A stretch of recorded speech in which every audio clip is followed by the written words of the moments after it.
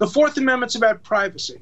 And so the government has absolutely no right to ever read privileged information to your priest, to your doctor, to your lawyer, and yet they have done that. They've admitted they've done that. If they can do it to President Trump's lawyer, they can do it to your doctor, your priest, and your lawyer. You know, in a phone, they've got his phones. I mean, a prosecutor, if any human being saw, inside your phone, that's like looking in your head now. And it's happened to, I think, 3 Trump lawyers. Let's see, I think we have that graphic. Don McGahn, when he was White House counsel. Michael Cohen, we're not a big fan, but it happened to him. And now Rudy Giuliani. 3 lawyers. I always thought that attorney-client privilege thing was sacrosanct, and no one could mess with it. You left out one. You left out Victoria Tensing. She also gave legal advice to the president, and she had her iPhones and everything seized the other day. This is something that no government official should be allowed to do. If they think you have material, they should subpoena it. When they subpoena it, then your lawyer can go to court and say, look, this phone call is privileged. This email is privileged. The government can then say, no, it's not. And then the judge can make a decision. But the government doesn't get to see it first. They don't get to seize it. The only reason you should ever have a search warrant to a lawyer is if there's great evidence that the lawyer is in the process of destroying it. In this case, Rudy Giuliani knew that they were going after this material for months. He offered to come and talk to them about it, to bring it in, to show it to them. And they said, no, we're going to go to your house at 6 in the morning. We're going to seize everything. Sure, the agents will well be. They're decent people. They're just doing their job.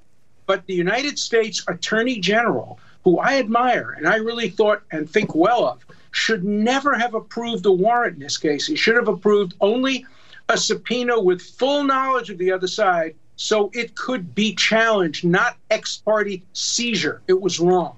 What is happening to due process of law in the United States? What is happening to the idea of equal justice under the law?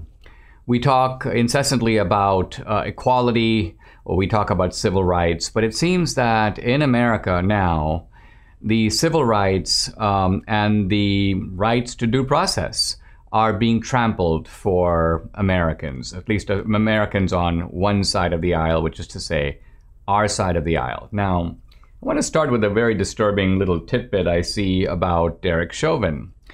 And it says, feds had secret backup plan to arrest Derek Chauvin in court for police brutality if he was cleared of killing George Floyd.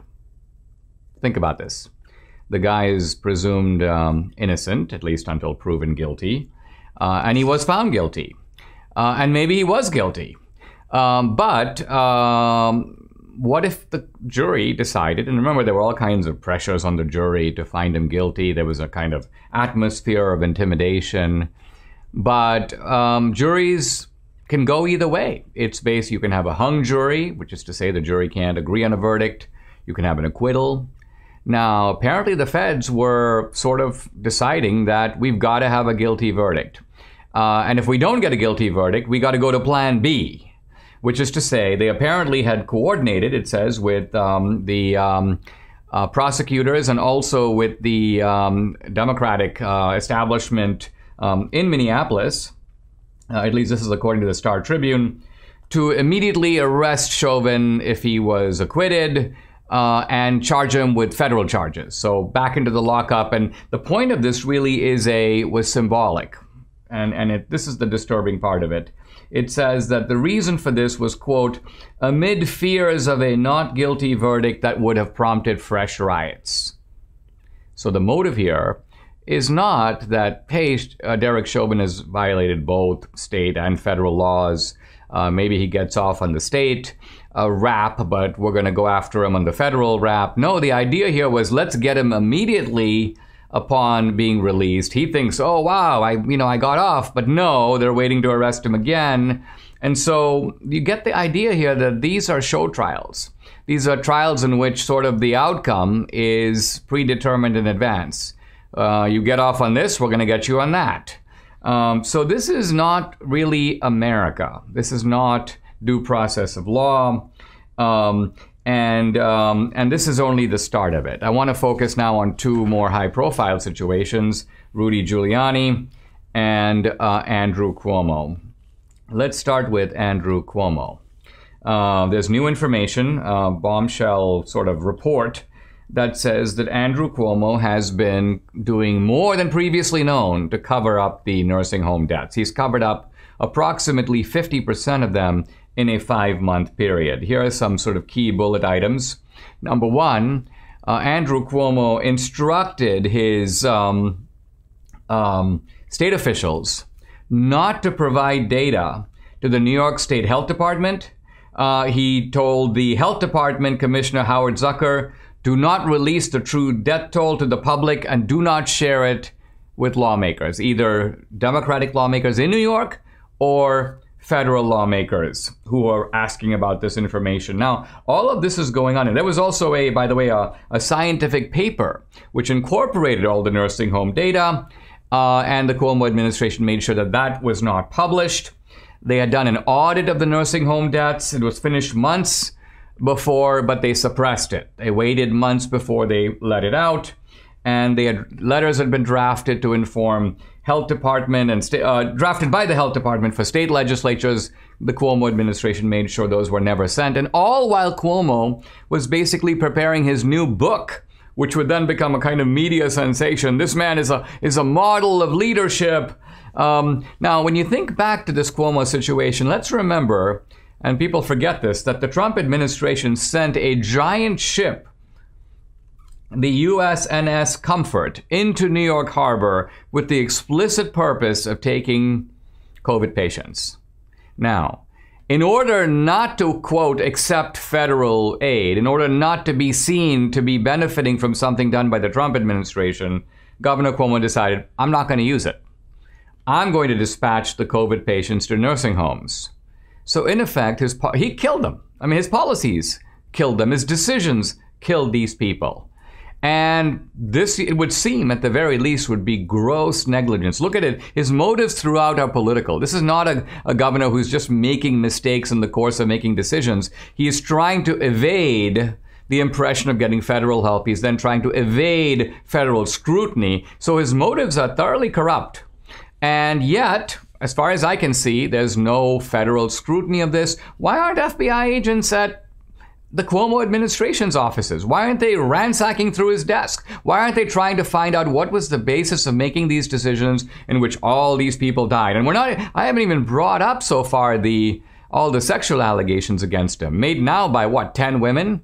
10 women who are all lying? So we're supposed to believe Christine Blasey Ford about something happened 40 years ago, but we're not supposed to believe 10 women who worked for Cuomo, were in his orbit, are on his side politically, and yet are all accusing him. Now, let's turn to Giuliani. What's disturbing about all this is supposedly the feds who raided Giuliani's office. They grabbed his computer, they took his hard drive and so on. They're evidently trying to see if he had some corrupt dealings that were involved with Trump. But Giuliani has said, I have a statement issued by Giuliani, and he goes, the sole thing that they are supposedly looking for, the warrant is for, is his failure to register as a foreign agent. Really? That's it? That's why you go and raid the offices of the lawyer of the former president of the United States? And Giuliani goes, 2 years ago, through his attorney, he offered to sit down with them and demonstrate, show them that this is completely untrue. And he goes, moreover, Giuliani has repeatedly tried to give the Hunter Biden hard drive to these very same federal prosecutors. By the way, a hard drive that shows Hunter Biden's failure to register as a foreign agent. But they didn't want it. They're like, no, we're not interested. If it's not about Trump, don't contact us. We'll contact you.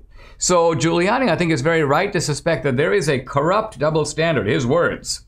And he also points out that the Southern District of New York, by the way, this is the same outfit that prosecuted me, they had gone to the Justice Department earlier. They're like, we want to raid Giuliani. And the Justice Department repeatedly told them no.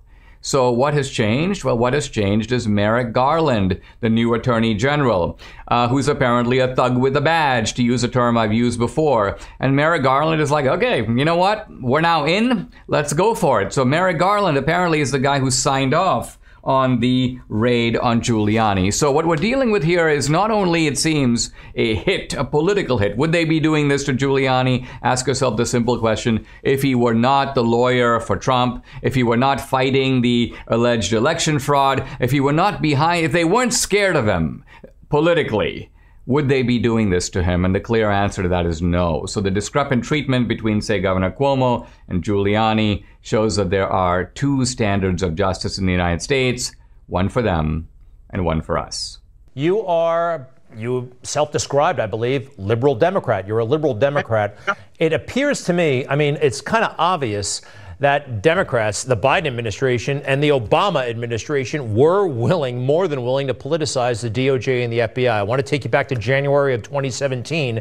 It's now essentially a matter of public record that Joe Biden, Barack Obama, Jim Comey were in that room trying to come up with ways to prosecute Michael Flynn, the National Security Advisor. We see that in Peter Strzok's notes that it was Joe Biden's idea to maybe try him on the Logan Act. This is the way they play. This is what they do. It has to stop because we're the ultimate victims. When the Justice Department has no longer a neutral, professional, essentially civil service like it is in England, like it is in many other countries, and it becomes politicized, today it's them, tomorrow it's you. And that's a great, great danger. Go ahead. I don't want to see the criminal justice system politicized against Democrats or politicized against Republicans. That's what happens in banana republics. The losing side gets prosecuted, the losing side's lawyers get prosecuted, then the other side wins, and then their lawyers get prosecuted. That's not the way America does things. We have to stop using the criminal justice system as a partisan weapon for both sides.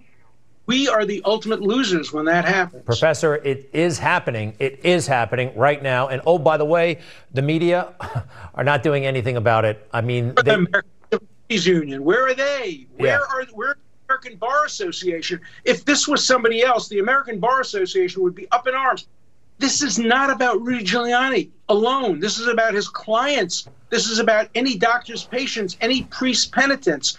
Every major organization that deals with this kind of confidentiality. This is about journalists. What if they go after a journalist and they start revealing the sources of the journalist? When you have privileges, you can't use search warrants unless there is evidence that the person is going to destroy everything. And nobody has alleged that anybody believed that Rudy Giuliani would ever destroy anything. And of course he would not. Hey, you mentioned journalists. You know who was really good at looking at the private affairs of journalists? Barack Obama and the Obama administration Justice Department. That really happened.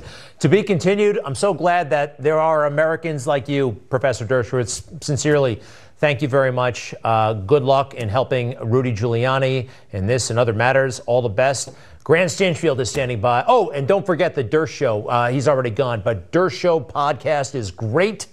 Available wherever you get your podcasts. Grant, how are you? He's an American icon. I love talking to Alan Dershowitz and also Rudy Giuliani. Oh, both of them are absolutely fabulous. And you know, you brought up the Obamas. Greg, who could forget? They weaponized the Justice Department against the Tea Party groups and so many others. You know, Biden's still taking his cues there. In many respects, this gets to what we're talking about tonight on the program.